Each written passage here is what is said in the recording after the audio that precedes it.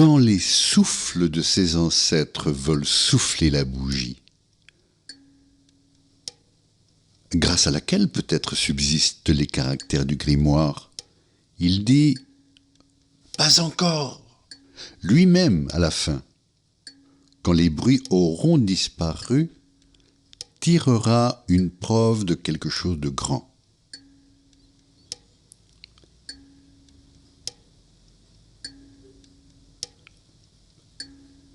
Pas d'astre, le hasard annulé, de ce simple fait qu'il peut causer l'ombre en soufflant sur la lumière. Puis, comme il aura parlé selon l'absolu, qui nie l'immortalité, l'absolu existera en dehors, l'une au-dessus du temps, et il soulèvera les rideaux, en face. Igitur, tout enfant lit son devoir à ses ancêtres. 4 morceaux. 1. Le minuit.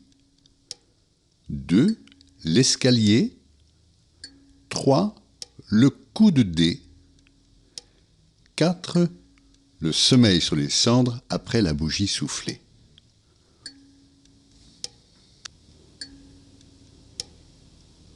À peu près ce qui suit. Minuit sonne. Le minuit où doivent être jetés les dés.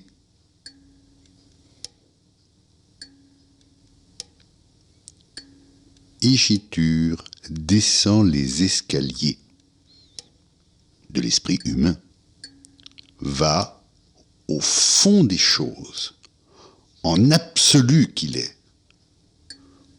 Tombeau, cendre, pas sentiment ni esprit, neutralité.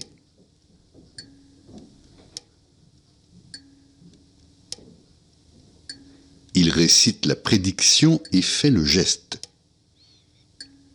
Indifférence. Sifflement dans l'escalier. Vous avez tort. Nulle émotion. L'infini sort du hasard que vous avez nié. Vous, mathématicien expirate, moi, projeté absolu, devait finir en infini.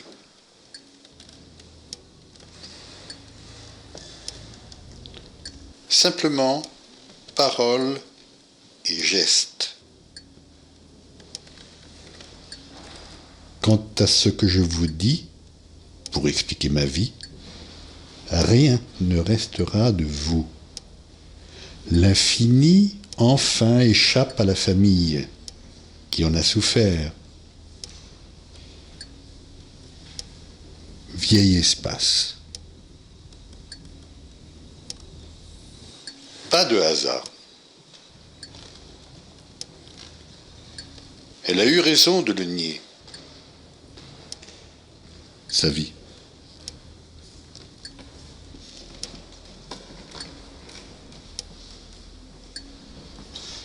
Pour qu'il ait été l'absolu. Ceci devait avoir lieu dans les combinaisons de l'infini vis-à-vis de l'absolu. Nécessaire. Extrait l'idée. Folie utile.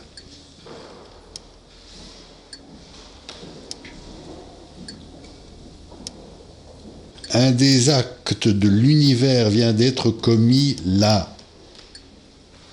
Plus rien, restait le souffle.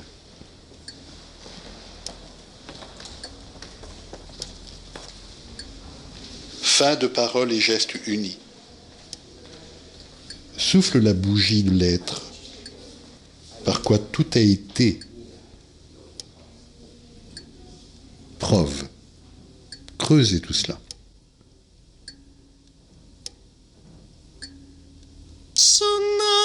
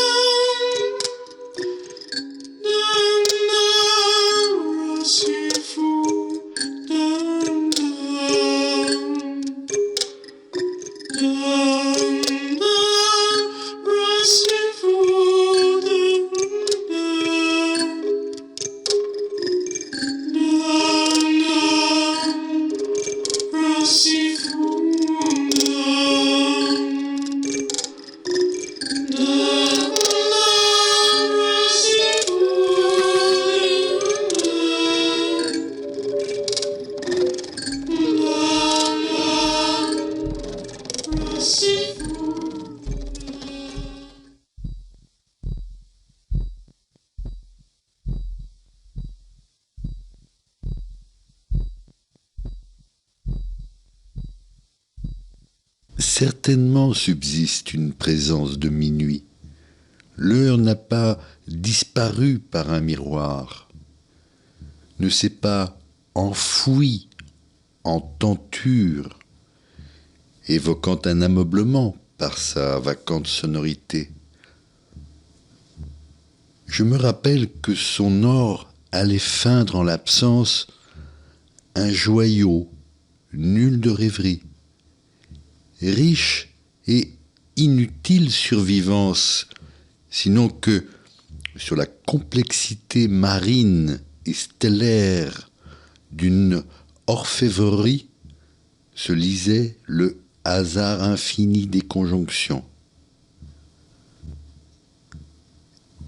Révélateur du minuit, il n'a jamais alors indiqué pareille conjoncture.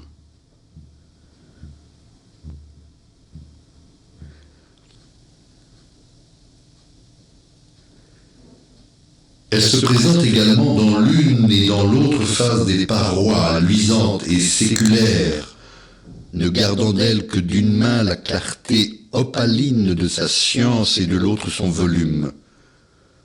Le volume de ses nuits, maintenant fermées, du passé et de l'avenir que, parvenu au pinacle de moi, l'ombre pure domine parfaitement et finie, hors d'eux, tandis que devant et derrière se prolonge le mensonge exploré de l'infini, ténèbres de toutes mes apparitions réunies, à présent que le temps a cessé et ne les divise plus, retombées en un lourd somme massif, lors du bruit d'abord entendu, dans le vide duquel j'entends les pulsations de mon propre cœur. Je n'aime pas ce bruit. Cette perfection de ma certitude me gêne. Tout est trop clair. La clarté montre le désir d'une évasion. Tout est trop luisant. J'aimerais rentrer en mon ombre incréé et antérieur et dépouiller par la pensée le travestissement que m'a imposé la nécessité d'habiter le cœur de ces traces que j'entends battre ici. Seul reste d'ambiguïté. À vrai dire, dans cette inquiétante et belle symétrie de la construction de mon rêve, laquelle des deux ouvertures prendre, puisqu'il n'y a plus de futur représenté par l'une d'elles? Ne sont-elles pas toutes deux à jamais équivalentes? Ma réflexion. Dois-je encore craindre le hasard, cet antique ennemi qui me divisa en ténèbres et en temps créé, pacifiés là tous deux, en un même somme? Et n'est-il pas par la fin du temps qui amena celle des ténèbres, lui-même annulée? Bref, dans un acte où le hasard est en jeu, c'est toujours le hasard qui accomplit sa propre idée en s'affirmant ou se niant. Devant son existence, la négation ou l'affirmation viennent échouer. Il contient l'absurde, l'implique, mais à l'état latent et l'empêche d'exister, ce qui permet à l'infini d'être. Le cornet est la corne de licorne, d'unicorne.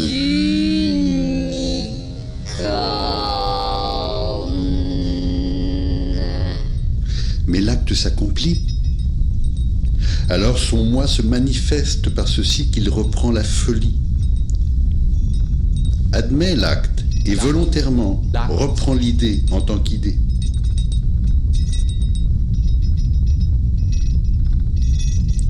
Et l'acte, quelle que soit la puissance qui l'ait guidé, ayant nié le hasard,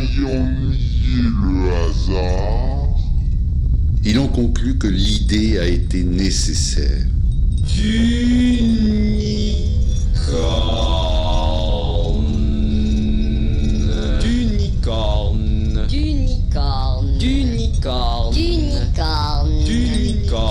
Ayant nié le hasard.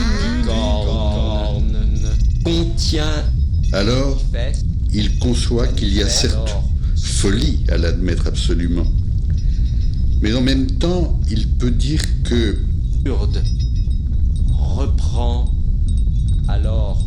Par le fait de cette folie, Compli. Contient. le hasard étant nié, Admel. Tel nécessaire. Corne. Se manifeste. Alors. cette folie était nécessaire. Urde. Admel. À quoi? À quoi? Nul ne le sait. À quoi? Il est isolé de l'humanité. Reprend. Corne. Tout ce qu'il en est, c'est que sa race a été pure, qu'elle a enlevé à l'absolu sa pureté, pour l'être, et n'en laissé qu'une idée elle-même aboutissant à la nécessité. Et que, quant à l'acte, il est parfaitement absurde, sauf que mouvement personnel, rendu à l'infini, mais que l'infini est enfin fixé.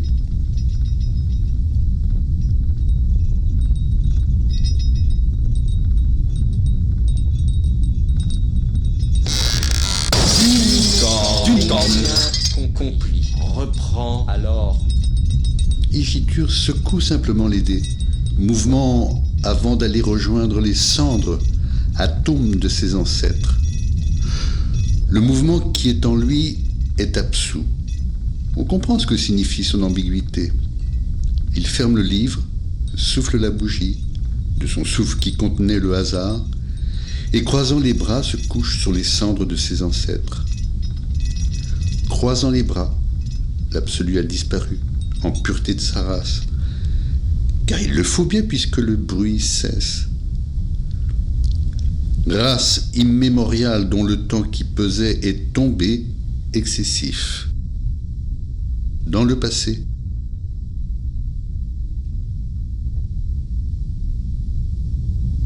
Et qui, pleine de hasard, n'a vécu alors que de son futur. Ce hasard nié à l'aide d'un anachronisme, un personnage suprême, incarnation de cette race qui sent en lui, grâce à l'absurde, l'existence de l'absolu, a, solitaire, oublié la parole humaine en le grimoire et la pensée en un luminaire, l'un annonçant cette négation du hasard, l'autre éclairant le rêve où il en est. Le personnage qui, croyant à l'existence du seul absolu, s'imagine être partout dans un rêve, il agit au point de vue absolu, trouve l'acte inutile. Car il y a et n'y a pas de hasard. Il réduit le hasard à l'infini, qui, dit-il, doit exister quelque part.